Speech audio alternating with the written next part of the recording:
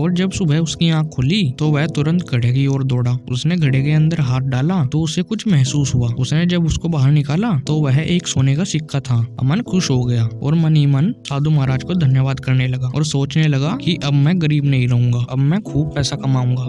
इसी तरह अमन को रोज घड़े से एक सोने का सिक्का मिलने लगा। अब कई दिनों तक वह लगातार सोने का सिक्का निकाल रहा था।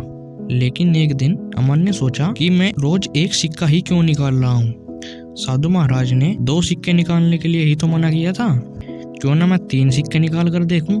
और जब वह अगली सुबह को जागा तो उसने सबसे पहले तो एक सिक्का निकाल लिया। फिर उसने सोचा कि अगर मैं एक हाथ से सिक्का निकालूंगा तो सिर्फ एक सिक्का निकलेगा, क्यों ना मैं अपने दोनों हाथ घड़े में डाल दूं। फिर उसने अपने दोनों हाथ घड़े में डाल दिए और जैसे ही उसने अपने दोनों हाथ घड़े में डाले तो घड़ा फूट गया। घड़े के फूटते ही अमन के पास जितने भी सोने के सिक्के थे वे गायब हो गए।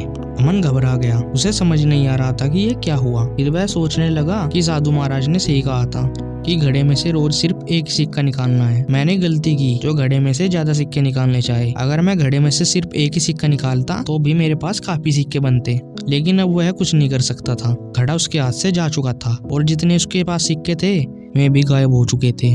अपने लालच के कारण वह सब कुछ खो चुका था और उसी स्थिति में आ चुका था जैसी स्थिति में वह पहले था, यानी गरीब। अब फिर उसे रोज मजदूरी करने जाना होगा। फिर गरीबी को ही अपनी किस्मत समझकर वह मजदूरी करने चला गया। तो दोस्तों, इस कहानी से हमें यह शिक्षा मिलती है कि हमें ज्यादा लालच नहीं करना चाहिए। हमें जितना मिल रहा है हमें उसी में संतुष्ट रहना चाहिए। अगर हम ज्यादा लालच करेंगे तो हो सकता है जो हमारे पास है हम वो भी गवा बैठे। अगर कहानी अच्छी लगी हो तो आप चैनल को सब्सक्राइब करना और वीडियो को लाइक करना। मैं ऐसी कहानी लाता रहूंगा। तब तक के लिए बाय बाय।